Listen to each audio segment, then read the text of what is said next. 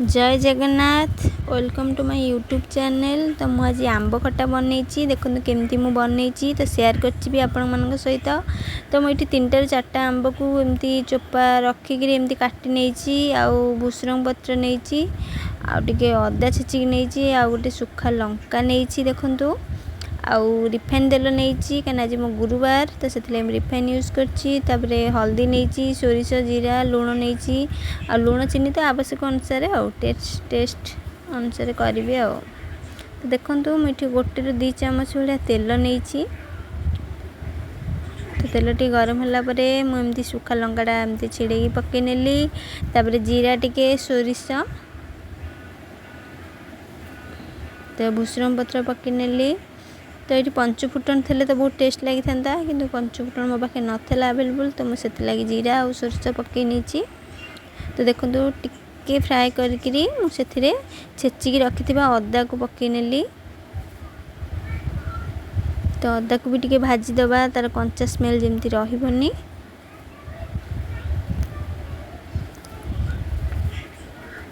देखु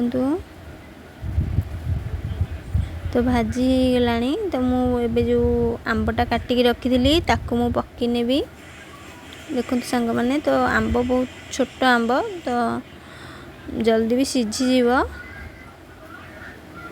देखु मु भल से गोले नेबी गोटे हाथ में फोन धरची से लगी तो एमती हूँ गोलिया तो कंफर्टेबल होनी देखु मु फिर भी भल से गोले नेली।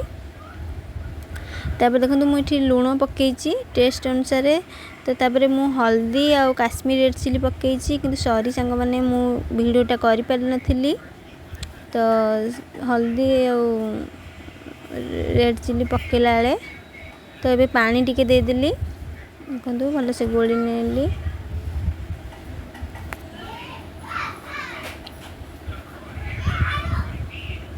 देखो सांग मैंने तो मु बर्तमान आपको घोड़े देवी टिके सीझापी बहुत जल्दी भी सीझीगला बेसी टाइम नेलानी। तो एबे मोर ये सीझीगला देखु। तो मु बर्तमान जो चीनी रखी तो चीनीटा मु पकईदेवी चीनी प्राय मु 4 ରୁ 5 चामच कि 6 चामच भाया नहीं कहीं टी चीनी अधिका लगिला कारण आंब टिके खट्टा थिला अधिक तो से गुड़ पकेले भी हम कि मो पाखे गुड़ जेहेतु नाला तो मुझे पकई पारे चीनी पकई नेली। तो भल से मुझे गोले नेबी आउ टिके घोड़े देवी कहीं चीनीटा जेहेतु भी बर्तमान पकेली तो टे घोड़े नेबी आउ टिके तापर मैं आपण मानक देखौछि मो खट्टा केमती हेछि।